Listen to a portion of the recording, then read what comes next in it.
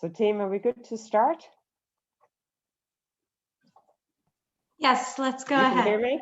Yeah, Perfect. go ahead, Neve. Thanks. Good morning, good afternoon, feels good afternoon to me, good evening to those who've joined us, to our panelists, our organisers, and I think our 37 participants so far. I'm not sure where around the world you're joining us from, but maybe if you'd like to, you can pop in the chat where you're from. So thank you for taking the time out of what I hear is it's a very busy suite of events to come to this side event. My name is Neve Lawless, and I'm an Undersecretary General for Management, Policy, Strategy and Corporate Services at the International Federation of Red Crescent Societies, or the IFRC for short. I'm in the role 4 months. Previously, I was the Secretary General of New Zealand Red Cross, so I've been one of the few people who's managed to move around the world through COVID to come from a relatively comfortable place with no community transmission and to move back into Europe into what we're all going through this side of the world. So, as I say, you're very welcome today. I'm going to give some opening remarks, then we're going to play a video, and then we move into a conversation session, a moderated discussion with 5 amazing speakers. And then as long as the team keeps me on time, there'll be time for questions and answers at the end and a quick wrap up. So quite a lot to achieve in an hour and a half, but I'm really looking forward to the wealth and the wisdom in the conversation. So kicking us off, firstly, I want to remind us what you've clicked in case you've clicked in somewhere and you don't realize which session you're in. So I want to welcome us to the event that we've entitled Applauded on the First Frontlines, but Excluded from the Boardroom, Diversity and Leadership in the COVID-19 Response, which obviously this is a side event at the 65th Commission on the Status of Women. I want to actually repeat that sentence because from the minute the team sent it to me, it so resonated with me, and I've used it in a few other conversations at work this week. I think just that picture of applauded on the front lines but excluded from the boardroom says so much to us, and I think it's a strapline we could carry through in a lot of other conversations. So I can't take credit for it. I don't know who in the team came up with it, but I think it's wonderful.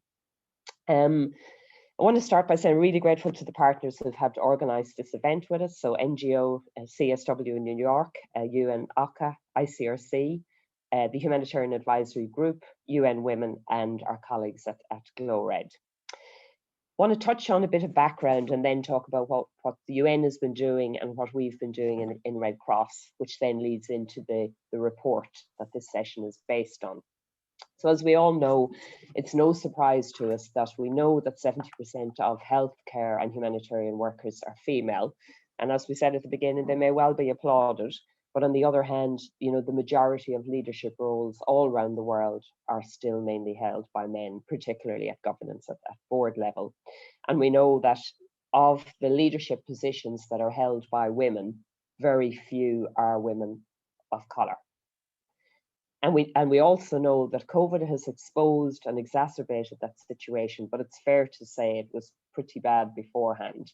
But this actual situation has contributed to that, and you know, in some cases contributed to that lack of diversity in decision making, which is so important in unprecedented times where you need different and creative ways of thinking.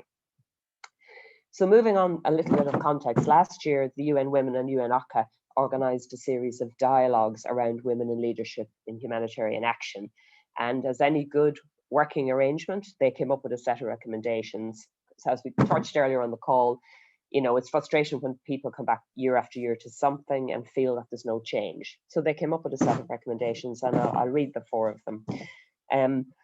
Including, so there's more than the 4, but it includes strategies to create an enabling culture for women to seek and access leadership positions. 2, calls for meaningful and equitable partnerships between local women-led organisations and international humanitarian actors. 3, enhancement of feminist funding structures that directly, sustainably, and substantially resource local humanitarian organisations. So it's kind of 3 merged into 4. So that piece of work, I didn't have the pleasure of knowing about it or being part of it, but that piece of work happened last year. Within the Red Cross, Red Crescent movement ourselves, we've also been doing some work in this space across the past, you know, a more concerted effort across the past 2 years. And 4 or 5 things that we're involved in. And one is, if, for instance, we're engaged in the Interagency Steering Committee on Sexual and Gender-Based Violence, that coordination mechanism on the gender and the localisation stream of the Grand Bargain. We've also at the IFRC adopted a revised gender and diversity policy at our General Assembly in December 2019. On the ICRC side of the house, the Diversity and Inclusion New Global Framework has been implemented to increase diversity and inclusion in the workforce. Also at international conference level, and I was there and part of this momentous moment, at our international conference in December 2019, where we meet alongside the governments. So that's once every 4 years when we meet together with governments. We adopted a resolution on to advance women in leadership in the humanitarian action, and we set some really clear targets about that. And that really was a monumentous moment, because it wasn't a resolution that was it wasn't in drafts through iterations. For anybody who happened to be part of that, it was a resolution that came from a groundswell body of interest while we were at the conference, and the resolution got written up at the conference, and it was born out of the governance competition for our new national presidents, and a sense of where we're getting enough diversity at the highest level of governance.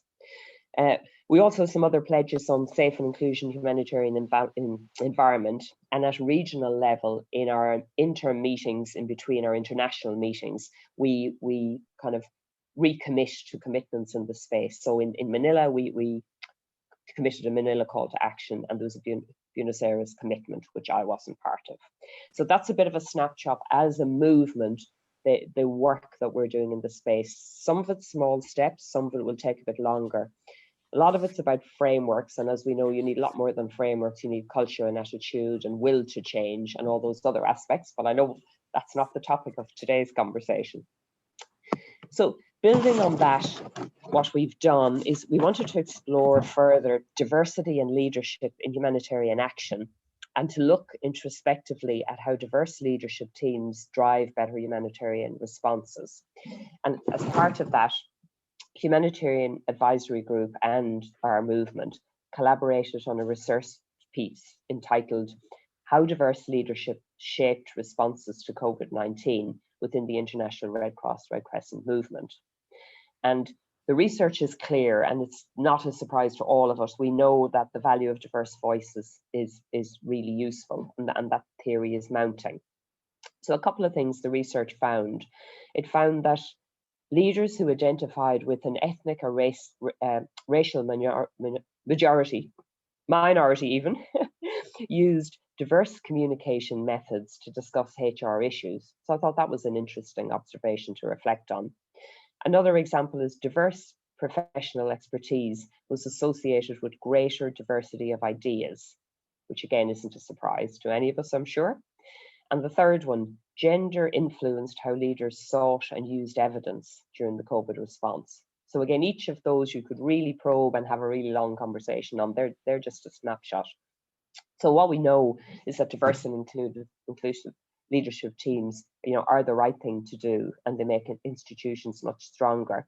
And we know diversity is, a fact, and inclusion is an act. And I like the way the language is shifting in that space quite recently, because I used to find, I thought the words felt a bit confused and were used a bit interchangeably. So I like that crispness of the phrase of diversity is a fact and inclusion is an act, and we must do better together. So what we're going to do is we're going to hear from the Humanitarian Advisory Group shortly. It's by video because of the time difference. And after we've heard from them, then we're going to begin our panel discussion.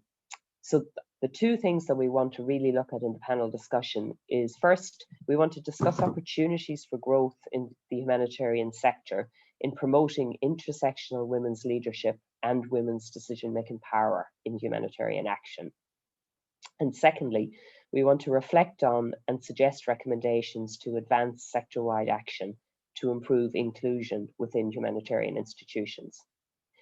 So with this introduction, I'm going to hand over, and we always hope this is where we all cross our fingers and toes in technology. We are going to hand over to the team who are going to play the video. Good morning. My name is Eleanor Davey and I'm an editor at the Humanitarian Advisory Group. I'm here with my colleagues Beth Eggleston and Pip Henty, and we're really pleased to be joining the session today. Before I continue, I'd like to acknowledge the traditional owners of the lands we're meeting on here in Melbourne, lands that were never ceded, and to acknowledge the leadership of First Nations people in the struggle for equality.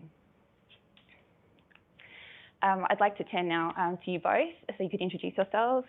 Beth, let's start with you. Thanks, Eleanor.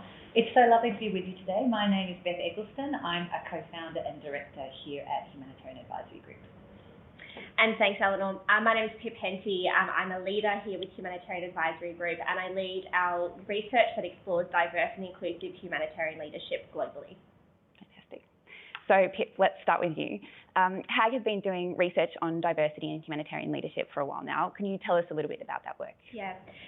So as part of Humanitarian Advisory Group's multi-year research program, Humanitarian Horizons, we have a large focus exploring humanitarian leadership. And we're really interested in undertaking research to better understand how diverse and inclusive humanitarian teams can contribute to tackling some of the challenges in the sector. And we're really interested in understanding how diverse and inclusive leadership teams can actually contribute to better outcomes for the sector. We know that from other sectors, such as the private sector, that diverse teams are widely understood to generate a variety of positive outcomes from decision-making to risk management. And that's what our research explores. We're currently working with local experts across Bangladesh and the Philippines. A shout out to Pam, Sita and Suman, who are really leading the research with us currently, and we're really excited to be publishing the findings of this research program later on in the year. Fantastic, thank you. And Beth, can you tell us about some of the interesting findings so far? Yeah, great. Well, Humanitarian Advisory Group is a progressive social enterprise, and we're really passionate and committed about better understanding what diversity and inclusion looks like in the humanitarian sector. And we're also really passionate about walking the talk ourselves in the way that we run our organisation and the way in which we do our research. So in 2019, we carried out a major global survey. More than 1,500 humanitarian workers responded to this survey in more than 115 countries. So some of the interesting statistics that came out of that, one of them was that women are overrepresented in the lower levels of humanitarian organisations. So at the entry level, about 78% of those positions are filled by women. And then when we look at the senior and executive levels, we see that women are underrepresented. So that's going down to about 43%. And this is actually really exacerbated when we look at field positions where you're in a high risk or conflict setting, where women they're even fewer in those leadership positions. And what's interesting about this research is it goes beyond gender as well. So we looked also at people living with disability, and only 4% of the survey were people living with a disability. And yet we know globally that really is about 10 to 15% of the population. We also looked at socioeconomic issues and a whole range of different issues that go beyond the usual ones you may think of when you're thinking about people sitting around management tables and boardrooms. And we really hope that that's going to bring a strength to how humanitarian responses are led and how you can have those different perspectives around the table. Great. And so recently, Pip, HAG has been doing some work in partnership with the International Red Cross and Red Crescent movement. And what has that research found? Yeah, so we're really lucky to be able to partner with ICRC, IFRC and the Glow Red Network to understand how diverse leadership teams shaped responses to COVID-19 within the International Red Cross and Red Crescent movement. And this was such an exciting piece for us. And it really showed that the evidence is mounting. Different leaders prioritise and approach decision-making differently. And this report will really contribute to the mounting evidence that is being created within our sector that does explore humanitarian leadership, which is really, really exciting. And for me, there was a couple of really standout findings. One of them was that we actually did identify that different identities and experiences actually informed and shaped how different leaders within the International Red Cross and Red Crescent movement approached the COVID-19 response. And then kind of sitting under that, there's two key findings that I think will be really relevant to the conversation today.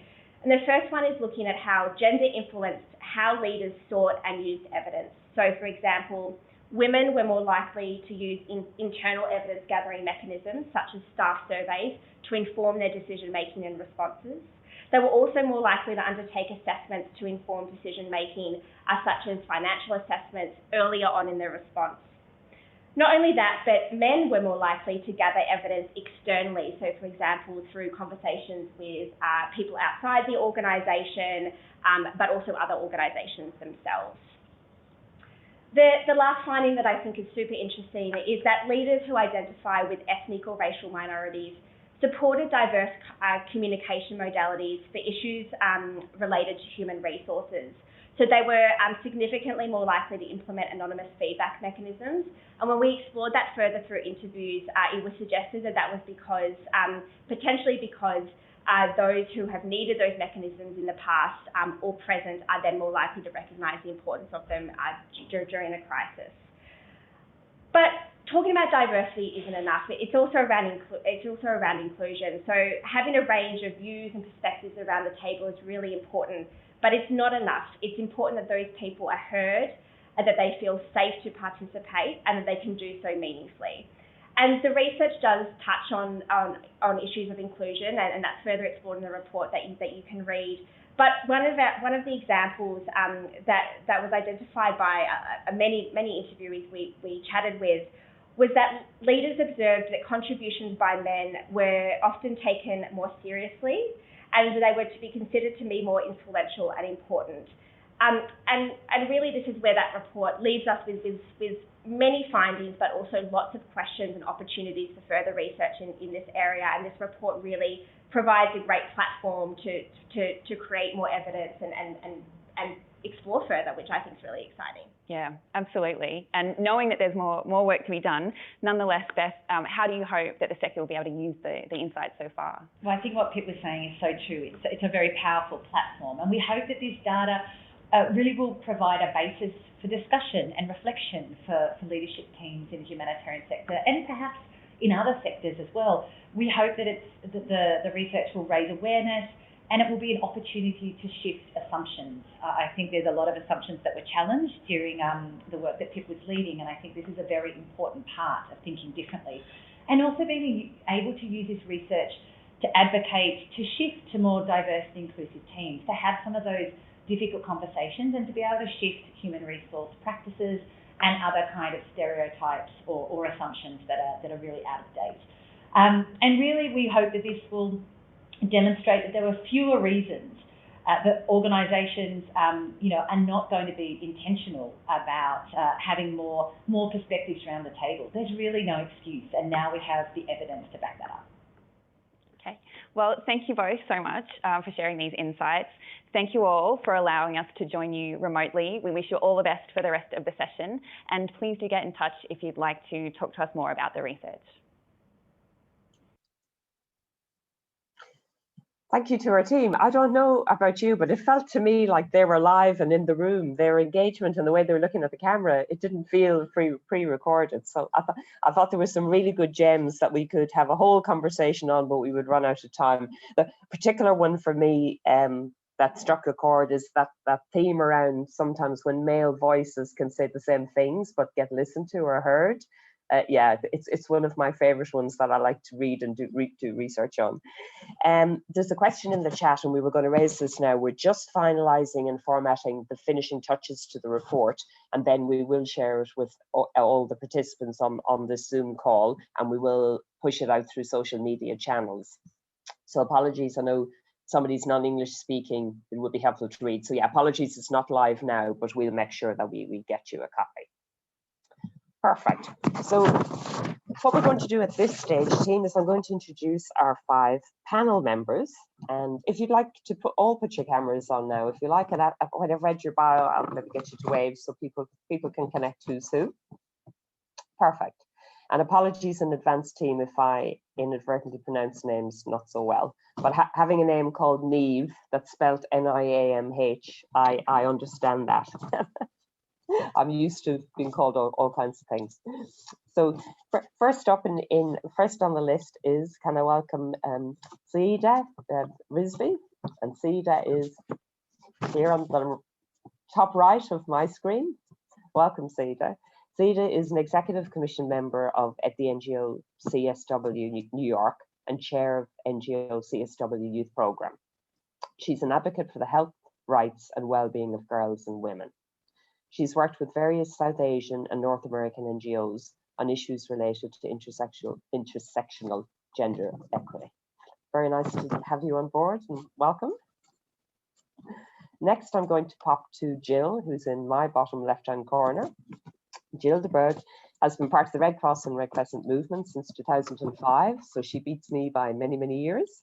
Today, she's president of the Trinidad and Tobago Red Cross Society, the strategic lead for crisis management of the Trinidad and Tobago Red Cross Society COVID-19 response, and Caribbean focus point for the global network of women senior leaders of the Red Cross, which that encompasses your Glow Red activity, as far as I'm aware, Jill. Perfect. Very nice to see you again. Third on my list is Letitia Cortos, who's on my top right. I'm not sure where she's on everybody else's. Letitia is the permanent observer of the ICRC to the UN. Previously, Letitia was head of the ICRC regional delegation for Caracas from December 2017. Prior to that, she served as deputy head of the ICRC regional delegation for Mexico, Central America and Cuba, supporting the committee's activities in the region, focused on migration, internal displacement, missing peoples, and the use of force in law enforcement operations.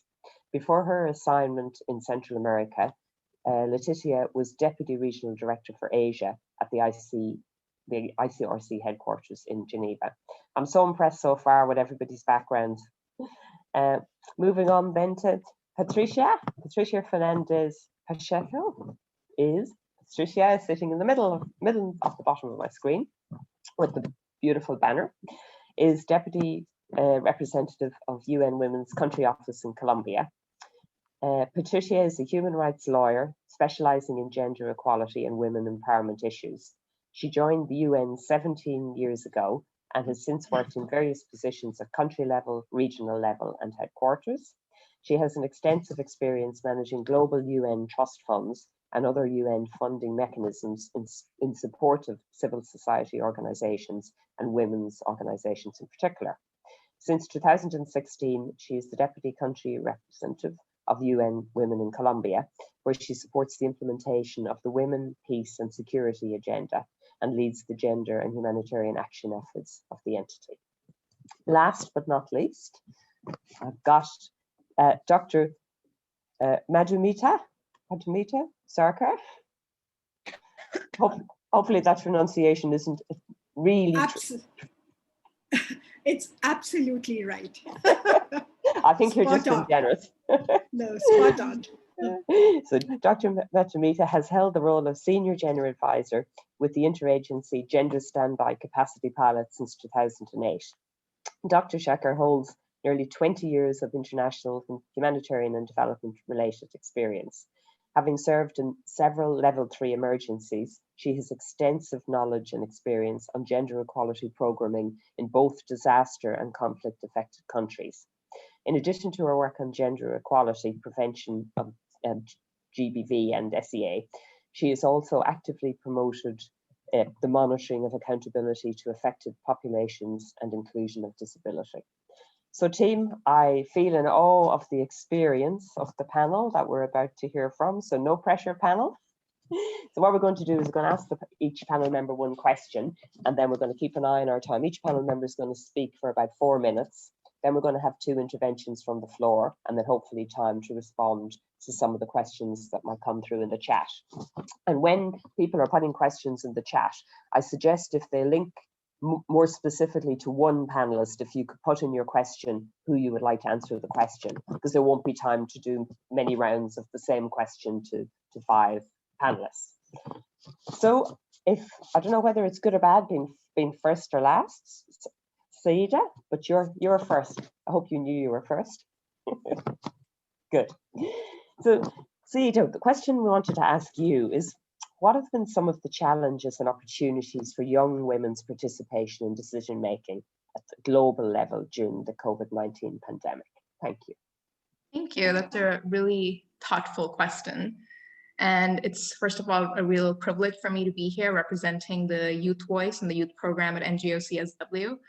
And when it comes to talking about the challenges that young women have faced with respect to decision-making power during this pandemic, well, we all know that crises such as the pandemic exacerbate existing inequalities. And for young women specifically, these inequalities are rooted both in their identity as women, as well as their status as being a young person, or what we like to informally within our conversations with our youth members refer to as double the trouble. So for young women specifically, they have had to deal with the shadow pandemic of increased domestic violence at home. They've had to deal with the increased burden of unpaid care work and domestic labor at home. They've had to deal with restricted access to sexual and reproductive health and resources, whether that's contraceptive access or access to menstrual hygiene products. They've had to deal with a disruption in their education. They've had to deal with limited economic prospects. They've had to deal with mental health challenges. And all of these intersecting inequalities have really severely hindered the capacity of young women to meaningfully engage in decision-making spaces, let alone have necessarily access to decision-making power. Having said that, within all of these challenges, there also exists an opportunity. And one silver lining within this COVID-19 pandemic for young people especially has been that our digital presence has more validity than it has ever had before. And that is not to say that the digital divide does not exist, because of course it does, and it presents a very real challenge.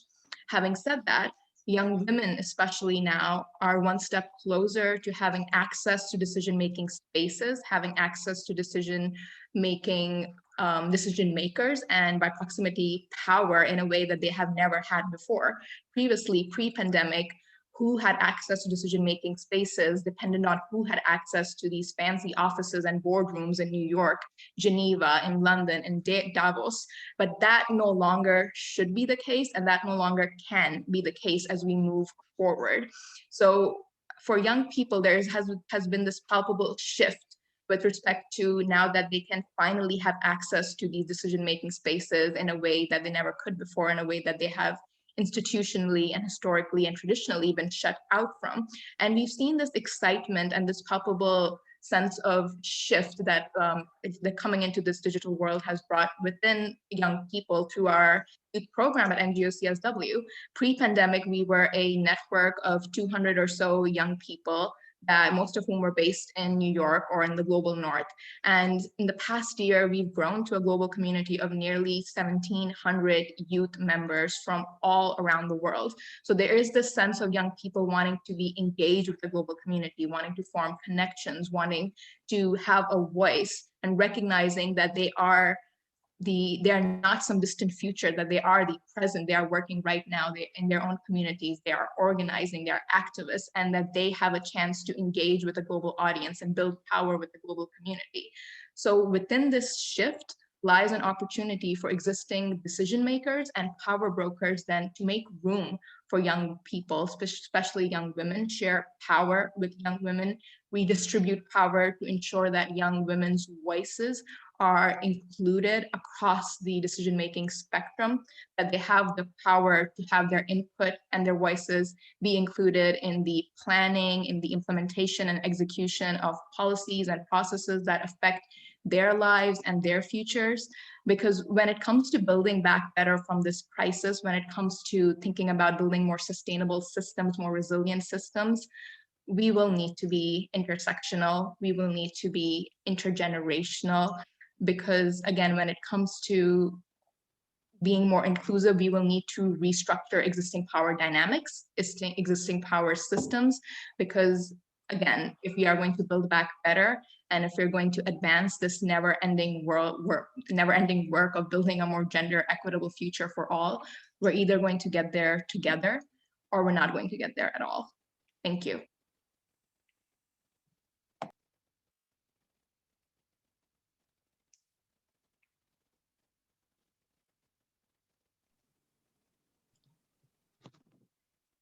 Thank you, Sita. That was really powerful.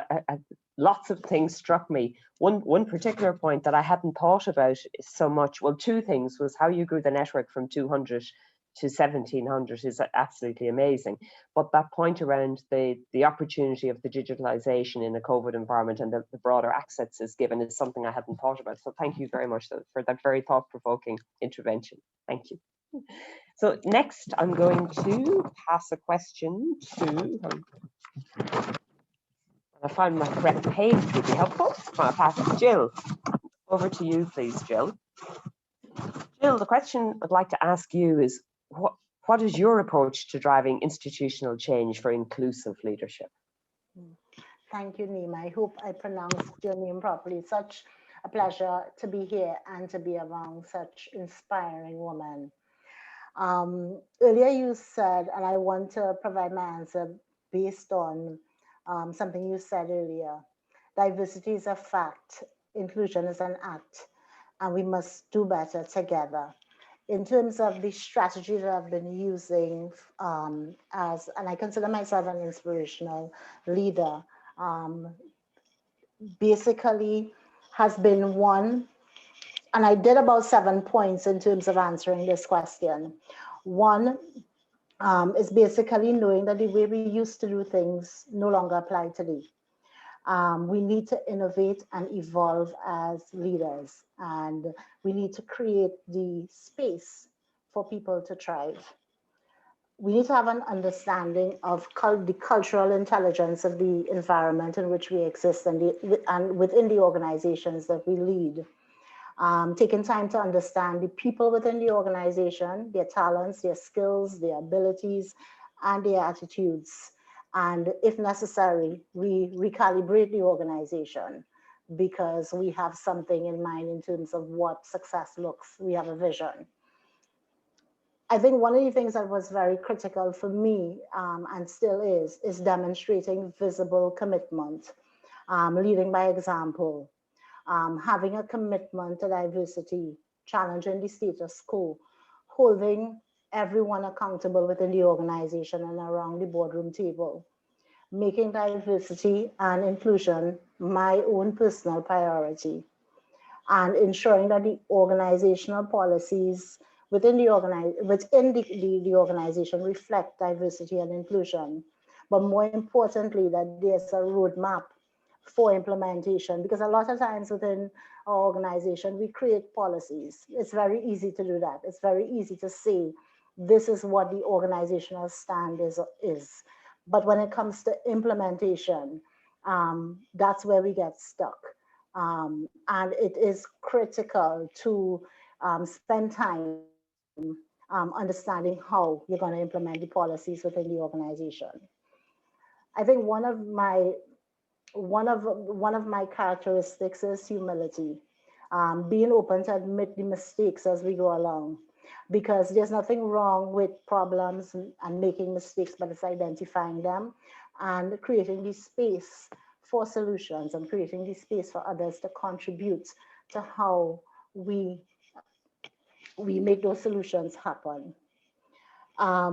It's important that we be honest about the flaws within our system. We don't have perfect organizations, and we shouldn't, think that we are perfect, but it's having that solution-oriented mindset and creating within the organization a culture of solutions, giving people the opportunity and space to contribute to creating those solutions. Basically, saying, for me, it's identifying and sharing with the team that, the problems within the organization are there. We will have problems. What is critical is how we create solution for those problems, is that we think about how we fix the problems and not focus too much on the problems. Being curious about what's happening with others. I mean, for me, it's important to learn the people and learn every player around the table, their strengths, their weaknesses, and how that helps us get to our goals. And showing empathy where possible in terms of understanding the challenges and the positivity of others. More critical for me, I like empowering others. When you know your team, you know how far you can push them. And it's important to empower others and pay attention to the differences among each player in the team and focusing on that team cohesion and making sure that, you know, your strengths, we celebrate your strengths and we work together where there are weaknesses towards a stronger team. Inclusive leadership is not easy. And I'm not saying that it is at all easy. It is challenging. It is a work in progress. It is making steps daily towards making it happen and making sure that your team feels included, that you have conversations and continuous conversations around solutions and ensuring that they feel supported. This pandemic, you know, proved a lot for all of us, and it showed the gaps within our system, but it also created opportunities for us to be very creative and continuously, and I would say even daily, I continue to challenge my team to be creative, to be innovative, and to bring solutions to the table. Thank you. Thank you very much, Jill. Lots to think about. The one line that really struck out for me was where you talked about, you know, you can have lots of policies, but that making diversity and inclusion needs to be a personal priority. That really resonates with me. Yeah, so thank you. Thank you for your very wise words. Next, we're going to throw the floor over to Letitia. And Letitia, your question is, how, in your experience, has diverse representation in leadership informed response? Thank you very much, and really great to hear Saida and Jill earlier. On this point, I think the ICRC consider that diversity is definitely part of what enables us to make a difference to people. If leadership are composed of people with the same experience and the same perspective, they're likely to draw the same conclusions, work to implement the same solution, and obviously have the same blind spots. And a team with diverse experiences and perspective is also likely to draw more holistic conclusion, consider alternatives, and detect issues. Sorry. So I see 3 reasons why diverse and inclusive leadership is important to our response in conflict and violence-affected settings. The first one is operational impact. When we combine diversity with inclusion, we get better results. And when we work inclusively, we are mindful about not assuming what other people want or need, which helps us listen and co-create solutions with affected people more effectively. I have a very good example from Venezuela, working with the communities in the slums in Caracas city, where many women had become single-headed household after the departure of their husband or elderly child in the path of migration. And while many focused on the needs of migrants along the way or upon arrival, we looked at the other side and towards the people left behind, so the women, the children, and the elderly.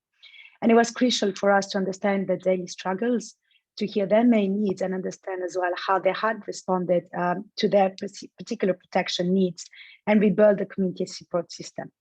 And while we tried to understand their coping mechanism, we also tailored with them the support to their community system in place to ensure we will not disrupt those mechanisms and will, on the contrary, help them assert their own decision process. And the choice here of partner was made based on community acceptance over top-down preconceived criteria, and that made the support accepted and efficient.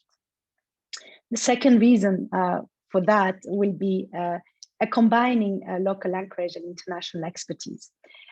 Colleagues with strong local anchorage and deep understanding of the local context are essential for the ICRC's sustainability and relevance.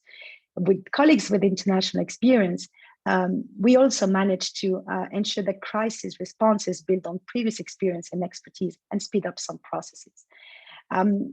For instance, on security and perception issues in conflict settings.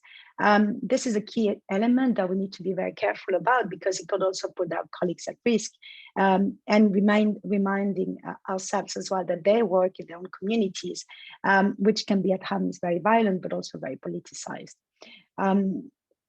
Trust building as well with victims often takes a lot of empathy and often requires a tandem that is balanced between colleagues who know the culture, the context, and the way of communicating with others that can also bring those experiences to a different level and bring solution built up on their previous experiences. And without many surprises, many of our protection colleagues within the organization working on protection issues, sorry, be it international or national colleagues, are women. They manage to connect with everyone and find this level of empathy that is necessary, being with detainees or authorities, with displaced people, or the victims of violation, but also to connect with the groups responsible of those violations, and with the objective to understand what happened, be empathetic and also solution-oriented, but also try to convince the perpetrators about realizing the cost of their action and correcting them. A point on just the last example here is how the Red Cross and Red Crescent movement learned from those past experiences and tries to apply quickly some responses, particularly when confronting with a pandemic or an emergency, to avoid that we create and go through the same mistakes again and apply the best solution, which we have found probably at the cost of many tries. The Ebola response in Central and Eastern Africa is a very good example in point. My last point here on the gains of this diversity is the access to diverse network and partners. When we had diversity across professional ranks, we obviously increased outreach to diverse network and actors of influence over affected population. And this helps us gain proximity and access to affected people.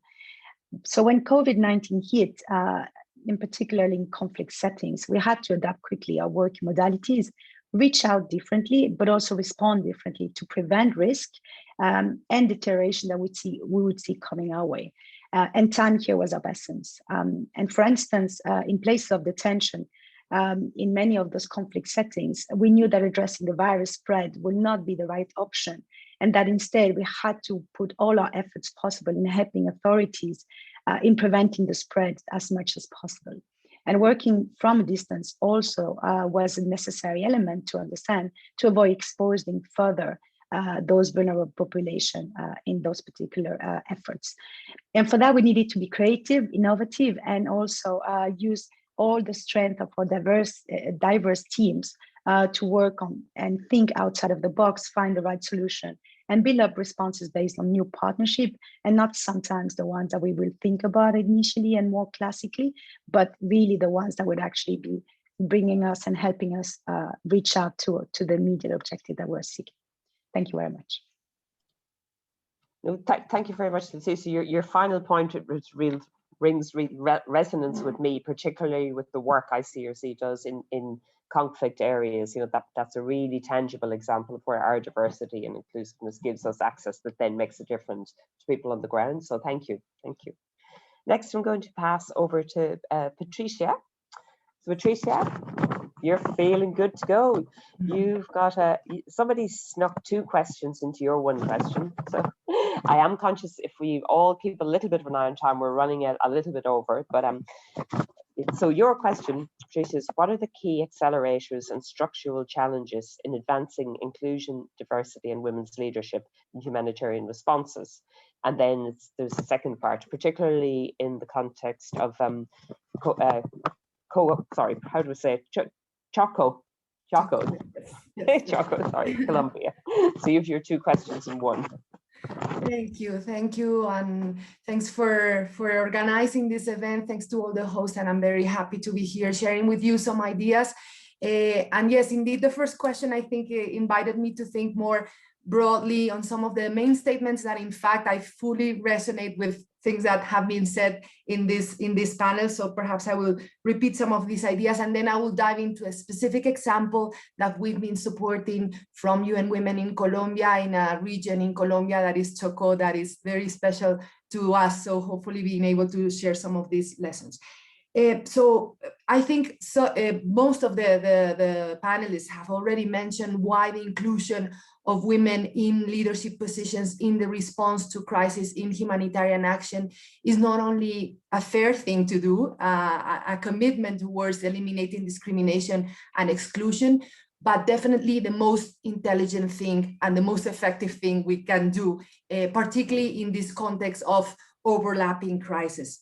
And in that sense, I think also another idea that has been repeated is that in humanitarian action and when articulating this support to this leadership, this has to be a deliberate approach. It has to be intentional, and it has to, at a minimum, include two very important elements. One is that we have to bring these ideas into reality with this level of flexibility. And this is something we see very much in humanitarian action, where these crises that overlap ask us to, even if we have planned an intervention from the very beginning and we have an agenda and there's a partnership, there's a need to continuously adapt. And the work that we do in Colombia, where we have a conflict, armed conflict that has affected the population for over 60 years now, where the crisis of COVID is an overlapping crisis that coexists with these displacement and humanitarian indicators. And where also we have seen, for instance, natural disasters also interacting. This flexibility is crucial. And I think the other element is this idea of intersectionality, this idea of when working in supporting women's leadership, we cannot assume that women are all a homogeneous group. And precisely this idea of diversity has to do with acknowledging and deliberately building mechanisms to ensure that women, young women, disabled women, that their diversity is in fact this factor that makes it more effective and efficient in terms of the response. So I'll go straight into this example of the Chocó region, when in fact is one of the most difficult regions, but also one of the regions in the country with more wealth, natural resources, but also the most conflict affected areas where 95% of the population have been affected by the armed conflict and displacement. And as of today, the levels of violence are very high. And where we've been working with women's organizations for the last few years, and we've learned a lot about how this leadership can make really the difference. Because as many others have said, women and women's organizations in humanitarian crises are in fact the first responders, are definitely in the front lines, are applauded for that. This is why I feel the title of this panel was so appropriate, but they're also excluded from the discussions. So we saw three key things that were successful in how we approach the work in this area. On the one hand, it has to do with not only recognizing the role of women as first responders, but also acknowledging the fact that in doing these leadership positions in these roles, they face a lot of stigma, and stigma has to be addressed in a very deliberate way.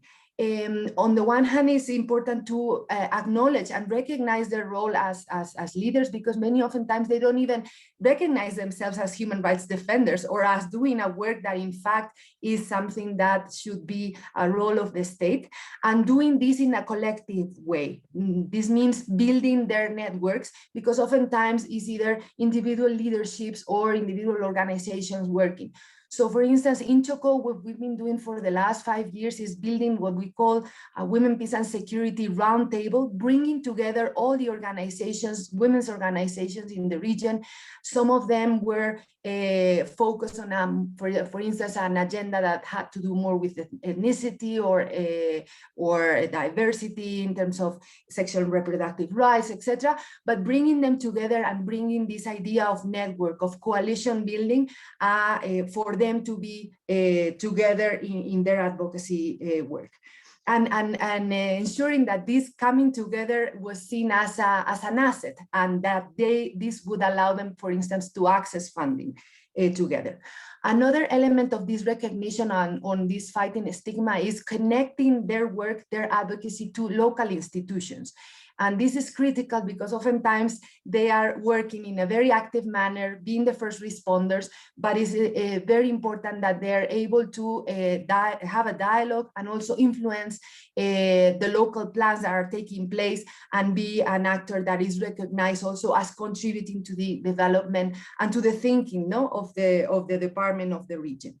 The second element that is very important in this idea of diversity is the issue of working with masculinities, or non-dominant, non-violent masculinities, and finding in men these agents of change that when they join together with women can also, and we see how they totally make the difference, particularly among youngsters, and also challenging these ideas of masculinities that are prevailing in the culture.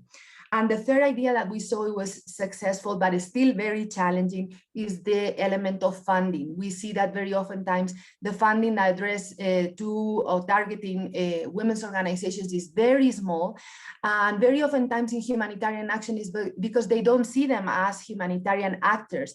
They see them more in the development agenda, or their scope of action very limited. So funding is also a way to develop that capacity and to start seeing women's organizations as humanitarian actors that can not only advocate, bring this diversity, but also develop their own capacity and be influential. So I think, just to finish this quick intervention, to reiterate this idea of women being not only these victims, not those that are most affected by this overlapping crisis, but particularly agents of change with all this talent, all this capacity that when funded, surrounded, recognized, and protected, can really make the difference, particularly in these times of great challenge, but need for an opportunity for transformation. Thank you so much.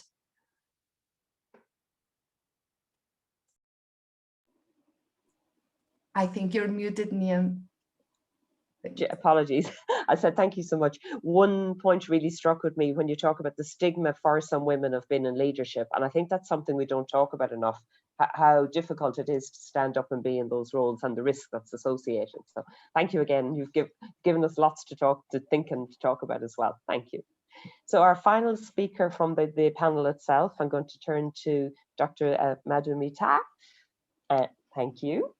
And you get about 3 questions buried into one, but we still only get about the 4-minute time frame. So I think you didn't get a fair hearing. But let's see. The long question with 3 parts is diversity in leadership.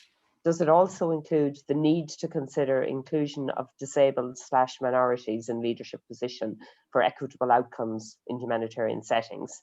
And the second question, how inclusive are policies in the humanitarian sector, and how do they encourage women's participation from diverse backgrounds? So you've actually got 3 questions. So I hope you've got all of those. Yes, thank you. Thank you. Well, a lot has been said. I would say most of it has already been said by the different panel members. So I will be very brief and touch on issues that I think is close to my heart and based on my experiences in the field.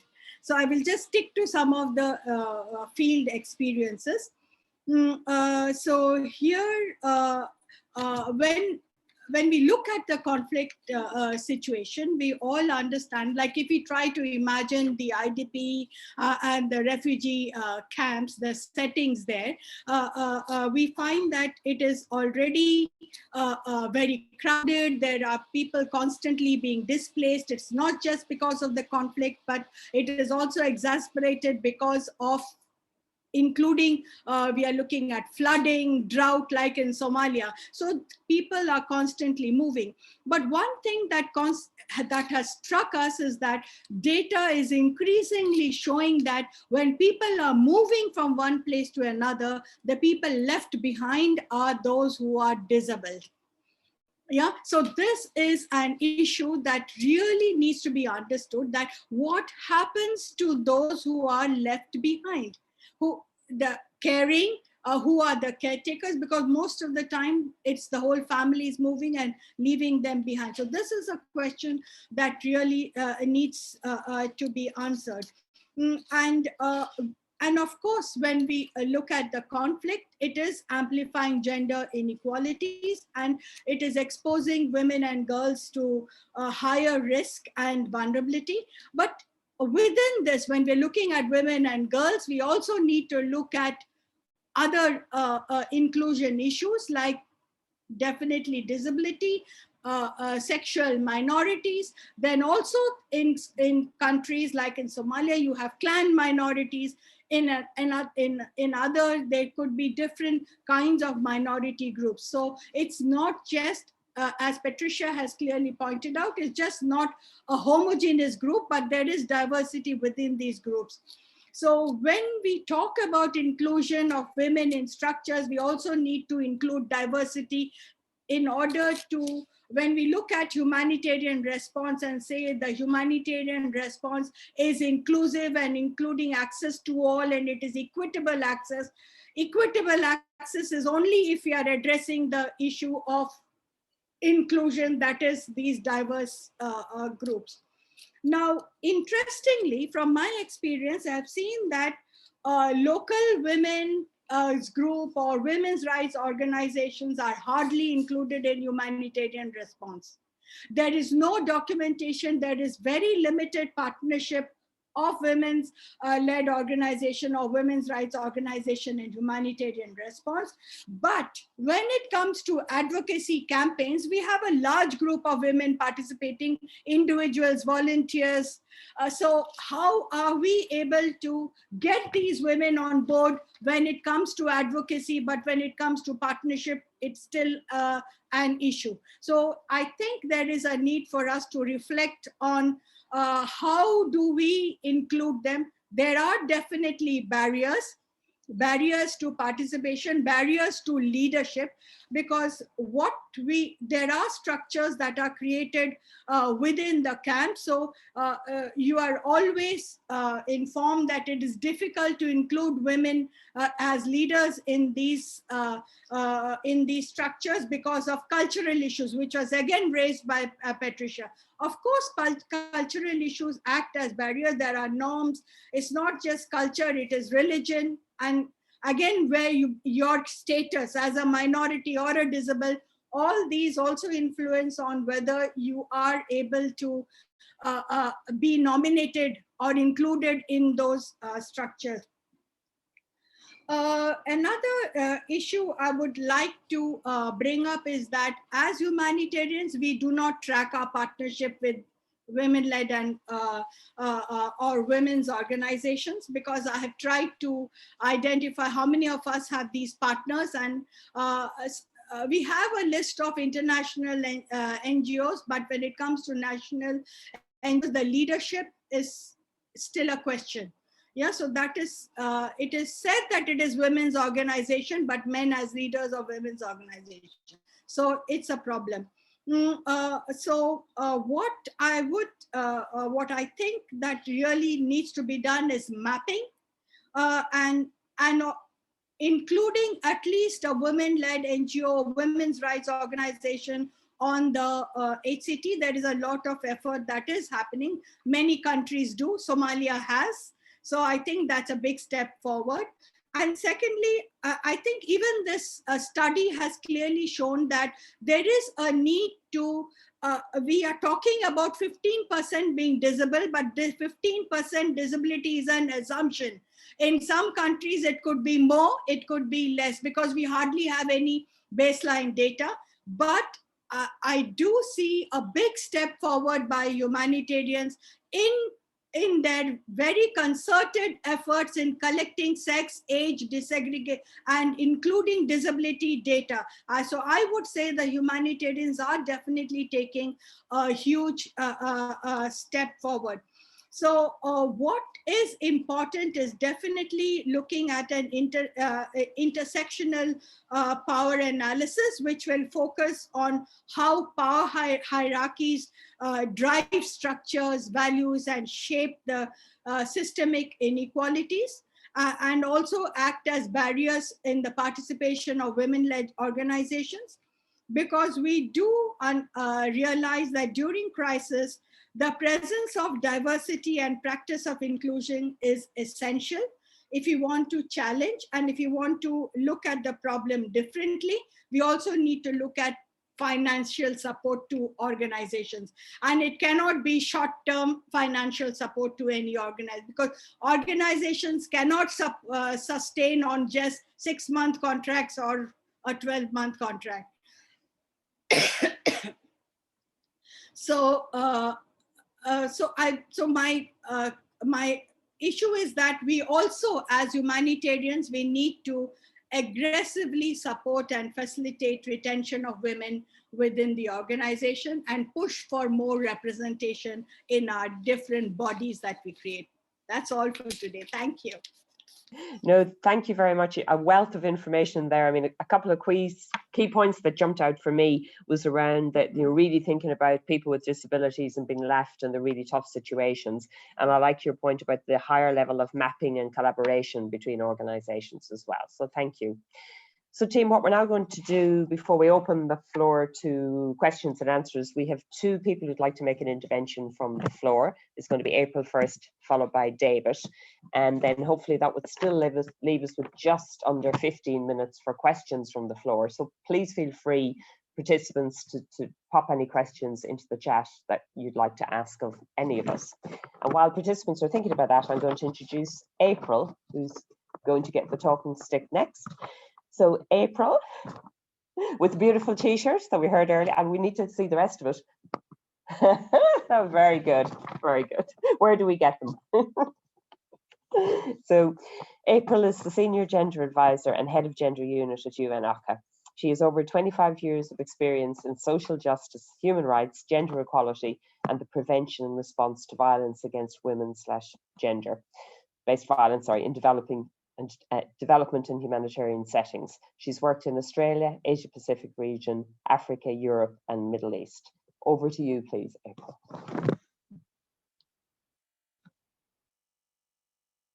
April, you're on mute. Isn't that terrible? I'm always rolling my eyes when people do that, and then it happens. It's Friday. It's Friday. Thank you so much. It's been a pleasure to listen into the conversation. And I had some prepared remarks, but I just want to deviate from that just to touch on some of the really important points that colleagues have raised so far in terms of, intersectionality, how do we better encourage organizational change. But I want to really hone in on something that I don't think we've really touched on, which is this structural inequalities. We're talking about power, structural inequalities that exist not only in our own sector, but it's a reflection of the societies and many of the communities that we work in as humanitarians. So I think when we talk about what needs to change, how do we promote gender equality and women's empowerment and women's leadership, it is within that context of these structural barriers that exist. And I think we have to fundamentally address some of these issues. And, they're related to a number of issues that colleagues have raised already, which is around the need for resourcing, the need to ensure that there is voice and agency. And I want to really touch on this point of leadership. And leadership meaning not only individual leadership, but it's about organizational leadership. And this is where I want to bring in the role of OCHA and what we're trying to do in terms of amplifying the leadership of humanitarian organizations to take this forward. Having said that, I don't want to be the spokesperson that oversells the commitment and achievements of UN agencies, because I think that's also fraudulent. I think often we oversell the few achievements that we have when report after report tells us that we are not doing enough to advance the agenda when it comes to gender bias, gender discrimination, gender parity, and I think that there's a lot more that we can all do. And so let me just start with a couple of positive things. For us in OCHA, we've recognized a lot of the issues that you've raised. And one of the critical things that we're trying to, or we have actually put in place, is a people strategy. And that people's strategy is around this whole idea of this inclusion, having diversity in the workplace, and being very active about it. So it's not something that is optional. Management, and this is where the point on leadership is so critical. You have to have leadership that drives it. Leadership have actually said, we want to make sure that there is gender parity in the humanitarian sector, and that starts with us. And that means that until we have the situation where there's 50% of women represented at all levels in the organization, we are not appointing anybody else. We are appointing women and people of diverse orientation, of diverse cultural backgrounds and geographical backgrounds until we get to that situation. And that affirmative action needs to happen. That special measure needs to be so intentional in organizations in order to make that change. Having said that, there are of course pushback, and I think that people haven't raised that, but the one thing that we constantly hear is that when you have an increase or perception of increased gender equality or gender parity for one group, it means that there is a perception that there is a decrease in equality for a particular group. And I think we need to also challenge that as well. It is not like it's pie, there's equality for all. We are course correcting positions of privilege. We are course correcting structural inequalities. And so I think that they need to be much more vibrant conversations across leadership. Now, I want to just focus in a little bit on this point on leadership, because leadership can make things happen, right? So leadership in OCHA has allowed for gender parity to get to the situation that we are almost there. Total female representation across OCHA right now globally is 47.8%, for 55% at headquarters and 44% at field level.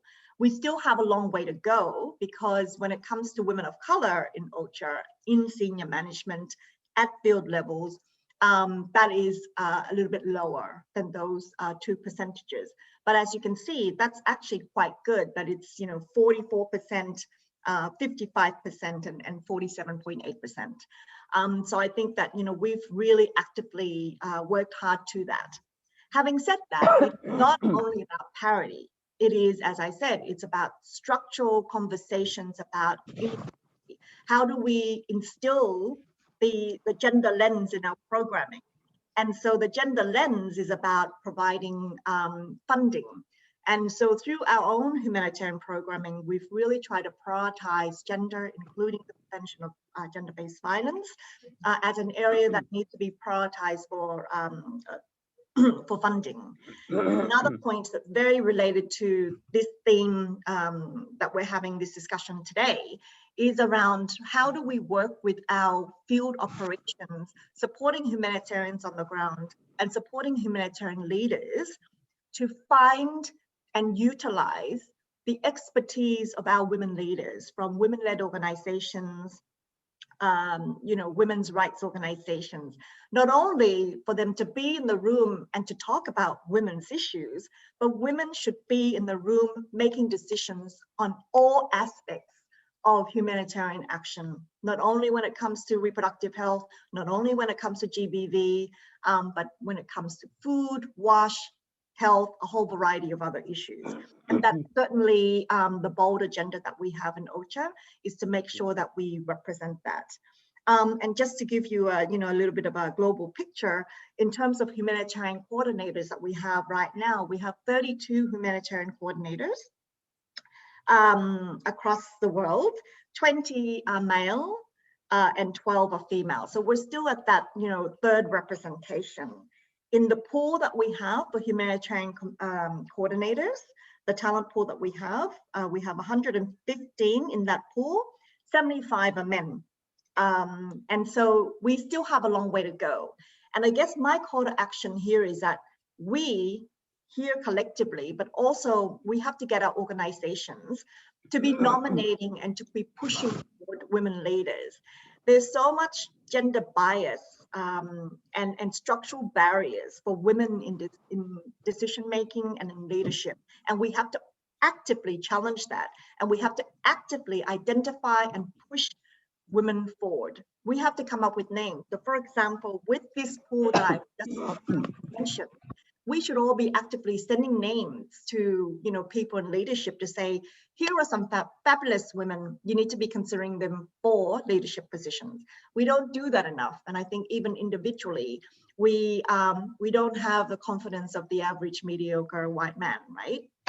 So, but I think we need to be practicing that a lot more and to be promoting more women in leadership. Thank you. Thank you so much, April. Lots of food for thought as well. The bit that really stuck out for me was the piece of the pie, where you say where you can feel when you're fixing structural inequity, it can feel like there's winners and losers. So that point in particular is really resonating for me. So thank you. Great contributions. David, before I hand you the floor, I'm going to tell everybody who you are. So David Kofi is the Humanitarian Specialist, Global Coordination at UN Women. Prior to joining UN Women, David worked extensively for a number of international humanitarian NGOs, both at headquarters and field level, covering crises in East, West and Central Africa, the Balkans, the Caribbean and Pakistan. Also, what David doesn't say is that he's Irish. So we have two partners in crime here on the one call. David, over to you, please. Thanks, Niamh. And first off, my apologies. I'm having terrible internet problems here, so I'm dialing in on my phone. So I won't be able to turn the video on, but I'll be mercifully brief so we can get onto the Q&A. So listen, you don't need me to repeat that, the issues with women's leadership and localization. And this is borne out through the evidence that UN Women is developing through its accountability framework. We're in our look at the humanitarian response for the ISC in 2019, nearly 40% of humanitarian planning processes had reported no consultation with local women's representative civil society in the decision-making process. And this is despite the fact that the same accountability framework demonstrates the value of that consultation. 55% of humanitarian response plans in 2020 didn't have a combination provision for GBV mitigation and response, women's livelihoods and sexual reproductive health. But in the locations where they did have consultation with local women's group, 70% of them did have that combination of specific intervention strategies for livelihoods, GBV and sexual reproductive health. So, there's a clear gap there of if you're not listening to women, you're not identifying and addressing the issues that concern them the most. And critical to addressing these gaps is the need for funding and investment in the integration of gender into humanitarian response. OECD figures show that local women's organizations only receive approximately 0.2% of overall funding in fragile settings. And very little of that very small amount is for sustained core support that allows them to build their capacity to be able to engage on a sustained basis and be part of meaningful engagement in the decision making for humanitarian response. I encourage the audience to have a look at UN Women's recently published study called "Who Holds the Mic?" It was a very unique research study where we handed over audio-visual equipment to local women's rights organizations and local women's rights defenders in Bangladesh and Cox's Bazar, in Jordan, Colombia, and Uganda. And we got them to record their experiences and their reflections on being able to engage in humanitarian response and what that actually meant into to the actual outcomes for their day-to-day lives.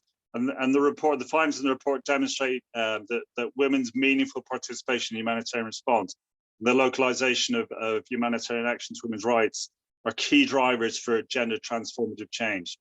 And moreover, the report also finds that strategies to promote gender transformative change also increase the quantity and quality of women's participation and the effective localization of humanitarian resources and programming.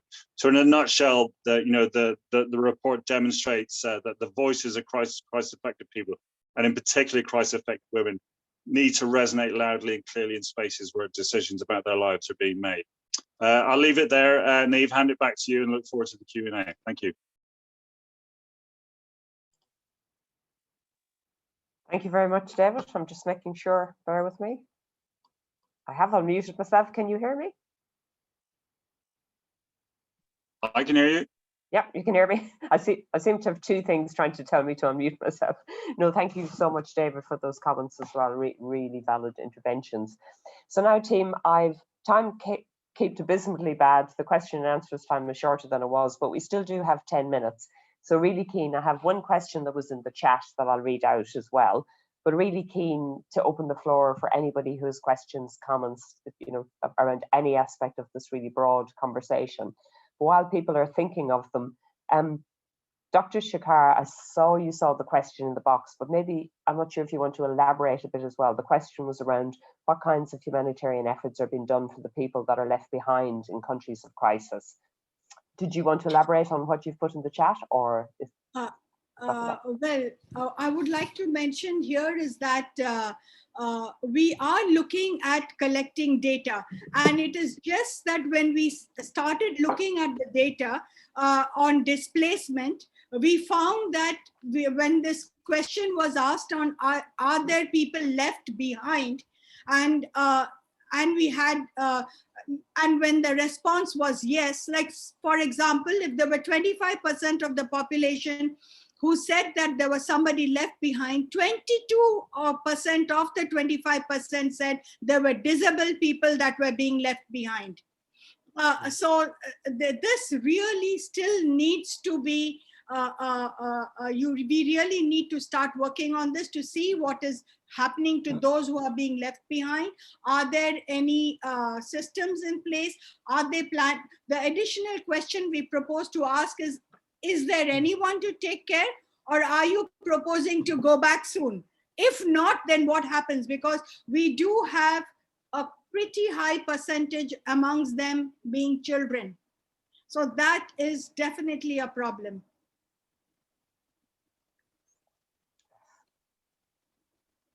No, thank you for that. Did any, I'm not muted. Leticia, did you want to come in? Yes, thank you very much for the opportunity. I think what Madhumita said, it's very true. I'll just maybe bring some particular groups that we feel are very important to look at, and not just at the first group of vulnerable people, which are the ones directly impacted by the conflict, but also the larger social and family network. And one of the communities we really try to support is the families of those that have gone missing, those that are being detained, and those that have left. So it can be during the conflict, it can be after the conflict, it can be on the country's side to it, and they might need very different responses from knowing what happened to their family members, trying to connect with the system that will give them an answer to those family members that have gone missing, and navigating as well the authorities that are dealing with it, but also claiming their rights, because it's very difficult for a woman, for instance, to make ends meet with a family that they have to take care of without access and rights to the money of their husband, or to lands, or even to their families as well. So it's extremely, it can be very overwhelming in front of so many needs to actually manage to cope with all of them, and we need to support them. Another example is also what Madhumita was mentioning. The elderly are often left behind. It's not because people don't want to take care of them, but it's also because they have limited capacity of movement. Often people have to flee in such a situation that, you know, you take whoever you can with you, and the ones that stay for one or the other reason also need the support system that is made vacant. And for instance, the communities in the Donbass area in Ukraine is the one that we try to support with particularly looking at their own and specific need related to the age, to their mobility, to their access to economic services, the markets, etc. So those are the communities we look at. But maybe I'll just finish on one particular point. It's remarkable to see how women are taking the leadership and really bringing their community back together on issues. They are really trying to